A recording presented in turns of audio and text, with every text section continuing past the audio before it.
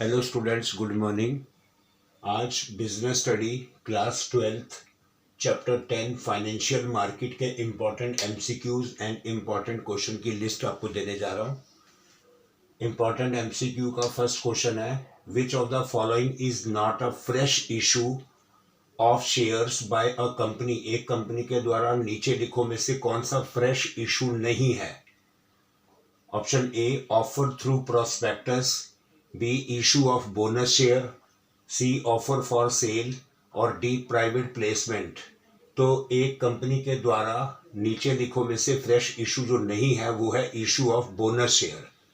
ये fresh issue नहीं है, ये पहले से ही कंपनी बताती है, ये पहले का ही एक रोल होता है, बाकी सब पुराने होते हैं, लेकिन ये फ्रेश इशू नहीं है। Question second, name the law which regulates the working of stock exchange in India. उस लॉ का नाम बताइए जो इंडिया में स्टॉक एक्सचेंज की वर्किंग को रेगुलेट करता है। Option A, company act 2013, security contract regulation act 1956, transfer of property act और नन ऑफ द अबव। तो working of stock exchange India में जो लॉ काम करता है वो है securities contract regulation act 1956।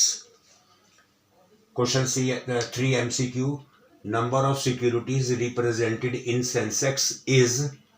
Sensex में नंबर ऑफ सिक्योरिटी कितनी रिप्रेजेंट होती हैं। ऑप्शन ए 29, बी 30, सी 40 या डी 50।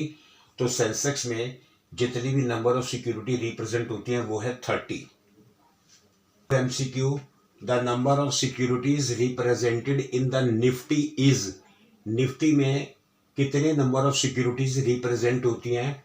ऑप्शन ए 30, बी 50, सी 60 और डी मोर देन 60। तो निफ्टी में जितनी सिक्योरिटीज रिप्रेजेंट होती हैं, सामने पेश होती हैं, वो है 50। Question fifth, which of the following is a method of flotation. नीचे लिखो में से कौन सा मेथड फ्लोटेशन का है, फ्लो होता है। ऑफर फॉर सेल, ये फ्लो होता है। प्राइवेट प्लेसमेंट, ये भी फ्लोटेशन का होता है। ऑफर थ्रू प्रोस्पेक्टस, प्रोस्पेक्टस से जो चीज सिक्योरिटीज ऑफर होती है वो भी फ्लो में जाती है। तो ऑल ऑफ दीज इसका करेक्ट आंसर होगा मेथड ऑफ फ्लोटेशन के। ये तीनों ऑल ऑफ दीज का करेक्ट आंसर माना जाएगा।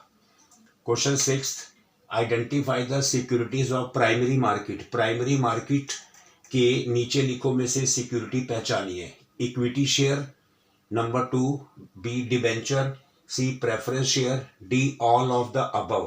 तो प्राइमरी मार्केट में प्राइमरी मार्केट होती है जो न्यू इशू निकालती है। तो प्राइमरी मार्केट में ये तीनों यानी ऑल ऑफ द अबव होगा, डिबेंचर भी होगा, इक्विटी भी होगा और प्रेफरेंस शेयर भी होगा। 7 MCQ, identify the participant of primary market from the following. नीचे लिखो में से प्राइमरी मार्केट का पार्टिसिपेंट कौन सा है, पहचानो। इंडिविजुअल्स, बैंक्स, म्यूचुअल फंड्स या ऑल ऑफ द अबव। तो प्राइमरी मार्केट में इंडिविजुअल्स भी होते हैं, बैंक्स भी होते हैं और म्यूचुअल फंड भी होता है। तो all of the above correct answer है। Question 8 MCQ, instruments traded in capital market are. Capital market में कौन कौन से इंस्ट्रूमेंट ट्रेड किए जाते हैं यानी बेचे जाते हैं, लेन देन होता है। Bonds, preference share, equity share या ऑल ऑफ द अबव। तो ये तीनों ही कैपिटल मार्केट में ट्रेडेड होते हैं। All of the above correct answer है। Question 9, dash is not a participant in money market का पार्टिसिपेंट नीचे लिखो में से कौन नहीं है, यानी मनी मार्केट में कौन पार्टिसिपेट नहीं करता। सेबी, एनबीएफसी, आरबीआई या म्यूचुअल फंड। तो मनी मार्केट में जो पार्टिसिपेंट नहीं करता वो सेबी नहीं करता। सेबी कैपिटल मार्केट में करता है, मनी मार्केट में नहीं करता। MCQ, which of the following is a main method of issue of share. नीचे लिखो में से कौन सा मेन मेथड है शेयर को इशू करने का। Option A private placement, option B public issue through prospectus, option C offer for sale या D none of the above. तो मेन मेथड जो है शेयर इशू करने का वो है कि कंपनी अपने प्रोस्पेक्टस के थ्रू पब्लिक इशू शो कर देती है कि पब्लिक के लिए ये इशू है। तो ये मेन मेथड है। Question 11, primary and secondary markets dash. Primary और सेकेंडरी मार्केट क्या है। कॉम्पीट विद ईच अदर, एक दूसरे से कॉम्पीट करती हैं, कॉम्प्लीमेंट्री ईच अदर, एक दूसरे की कॉम्प्लीमेंट है, फंक्शन इंडिपेंडेंटली, अपने अपने फंक्शन अलग अलग करती हैं, या कंट्रोल ईच अदर, एक दूसरे को कंट्रोल करती हैं। तो प्राइमरी और secondary market complement each other, एक दूसरे की कॉम्प्लीमेंट है। Question 12 MCQ, repo is, repo क्या है? Repurchase agreement, Reliance Petroleum, read and process and none of the above. तो रेपो एक रीपरचेज अग्रीमेंट होता है जिसमें बैंक रेट अपना इंटरेस्ट रेट तय करता है। पिक्चर बेस्ड क्वेश्चन है ये एक बंदा है, इसके पास पैसों की कमी है। ये बंदा कहता है कि I need money to start a milk processing plant, कि मेरे को पैसे चाहिए कि मुझे एक मिल्क प्रोसेसिंग प्लांट लगाना है। इसके पास पैसों की कमी है। ये बंदा है, इसके पास सरप्लस है, फालतू पैसा है, ज़्यादा पैसा है। ये बंदा कहता है आई हैव एक्सेस मनी, मेरे पास बहुत ज़्यादा पैसा है, आई कैन लैंड इट, मैं उधार देना चाहता हूँ, एंड अर्न इंटरेस्ट कमाना चाहता हूँ। तो ऐसे में ये दोनों बंदे कहाँ पर मिलेंगे? ये दोनों बंदे किससे कॉन्टैक्ट करेंगे? फाइनेंशियल मैनेजमेंट से, सेबी से, फाइनेंशियल मार्केट में, या ओटीसी, इन चारों में से ये दोनों बंदे किससे जाके कांटेक्ट करेंगे कि इसे पैसे मिल जाएं और इसका पैसा इन्वेस्ट हो जाए? तो ये दोनों बंदे फाइनेंशियल मार्केट में जाकर कांटेक्ट करेंगे और इसे पैसे इस मार्केट से इसे मिल जाएंगे और इसका पैसा इन्वेस्ट हो जाएगा और ये इंटरेस्ट कमाएगा। इंपॉर्टेंट क्वेश्चंस का फर्स्ट क्वेश्चन है, what are the functions of financial market? Very important है, ये चैप्टर से रिलेटेड है। फाइनेंशियल मार्केट, इसके फंक्शन बताने हैं। सेकंड क्वेश्चन वेरी इंपॉर्टेंट है ये भी, money market is essentially a market for short term funds. Money market short term funds के लिए जरूरी होती है। डिस्कस करो कैसे? क्योंकि मनी मार्केट 1 डे से लेकर 1 ईयर तक के मैटर को डील करती है, ज्यादा लंबा इसका समय नहीं होता, शॉर्ट पीरियड होता है।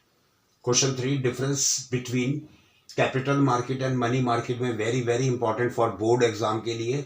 कैपिटल मार्केट और मनी मार्केट में क्या डिफरेंस है? कैपिटल मार्केट लॉन्ग टर्म चीज़ों को डील करती है, ये शॉर्ट टर्म को डील करती है, थोड़े कम पीरियड के लिए, ये लॉन्ग पीरियड होता है। ये लेस लिक्विड है, ये हाईली लिक्विड है।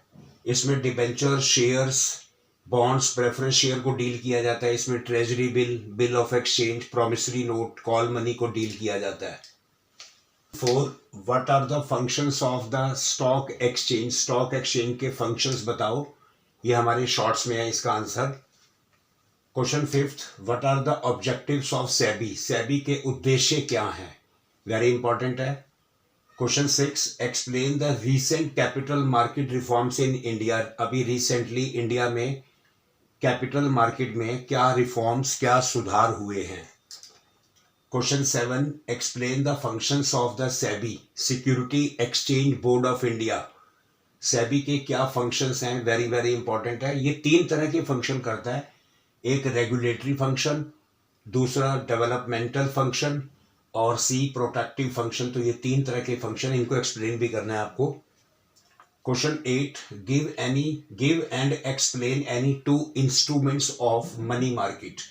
मनी मार्केट के कोई भी 2 इंस्ट्रूमेंट्स के नाम बताइए और एक्सप्लेन कीजिए। तो मनी मार्केट के 2 इंस्ट्रूमेंट्स हैं, commercial paper and treasury bill.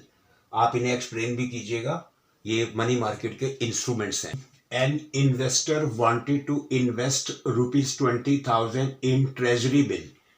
एक इन्वेस्टर है, वो चाहता है कि वो 20,000 रुपया ट्रेजरी बिल में इन्वेस्ट करना चाहता है for a period of 91 days के लिए। When he approached the RBI, जब वो रिजर्व बैंक ऑफ इंडिया के पास जाता है फॉर दिस पर्पस, इस पर्पस के लिए, तो ही केम टू नो, उसको पता चलता है कि that it was not possible, identify the reason, कि ऐसा संभव नहीं है कि वो 20,000 रुपये ट्रेजरी बिल में इन्वेस्ट नहीं कर सकता। आप रीजन बताइए ऐसा क्यों कि वो 20,000 ट्रेजरी बिल में इन्वेस्ट नहीं कर सकता?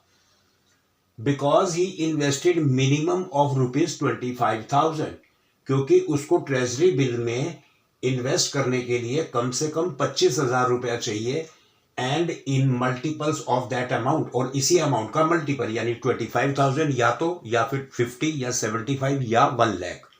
तो 25,000 की टेबल में आना चाहिए, तो उसका अमाउंट कम है, इसलिए वो ट्रेजरी बिल में पैसा इन्वेस्ट नहीं कर पाएगा। Question 10, state any 4 function of secondary market. Secondary market के 4 फंक्शंस बताइए, वेरी इंपॉर्टेंट है। और question 11, explain regulatory and protective functions of SEBI. SEBI के रेगुलेटरी और प्रोटेक्टिव फंक्शन एक्सप्लेन कीजिए। Distinguish between primary market and secondary market में क्या डिफरेंस है? Primary market new issue market है और सेकेंडरी मार्केट जो एग्जिस्टिंग शेयर्स होते हैं उनकी मार्केट है। क्वेश्चन 13 वेरी इंपॉर्टेंट है। What are the method of flotation in the primary market में फ्लोटेशन कैसे होता है, उसके कौन से मेथड है? इसका फर्स्ट मेथड है ऑफर थ्रू प्रोस्पेक्टस। इसमें फर्म क्या करती है, प्राइमरी मार्केट में प्रोस्पेक्टस के थ्रू ऑफर निकालती है, इनवाइट पब्लिक को डायरेक्टली इनवाइट करती है। सेकंड मेथड है ऑफर फॉर सेल। इसमें कंपनी क्या करती है, पहले अपने जो सिक्योरिटीज होती हैं इंटरमीडियरीज को देती है, वो आगे इन्वेस्टर को बेचते हैं। सी है प्राइवेट प्लेसमेंट। इसमें इन्वेस्टर और इंडिविजुअल होते हैं जो प्लेसमेंट एजेंसियां खोल के बैठे होते हैं, उनके थ्रू सिक्योरिटीज बेची जाती हैं। क्वेश्चन डी है राइट्स इशू। इसमें एक्सिस्टिंग शेयर होल्डर होते हैं, ये उन्हीं को दिया जाता है। और EIPOs थ्रू ऑनलाइन सिस्टम, ये ऑनलाइन सिस्टम के द्वारा EIPOs को ऑनलाइन सिस्टम के द्वारा पब्लिक को बेचा जाता है, पब्लिक के साथ डील किया जाता है। तो बच्चों ये आपके सामने क्लास 12 बिजनेस स्टडी का chapter 10 financial market MCQ important और इम्पॉर्टेंट क्वेश्चन की लिस्ट आपको दी गई है। आप अच्छे से चैप्टर को फोकस रखिए, अच्छे से रिवाइज कीजिए। किसी भी तरह की कोई फिक्र करने की ज़रूरत नहीं है, सब ठीक होगा। आप अगर रिवाइज करते रहेंगे, टच में रहेंगे तो सब ठीक होगा। और आप हमारे इन सभी क्वेश्चंस को और MCQ को अच्छे से रिवाइज कीजिए और हमारे और भी वीडियोस और शॉर्ट्स देखते रहिए। आप उन्हें लाइक कीजिए, शेयर कीजिए और सब्सक्राइब कीजिए। Thank you.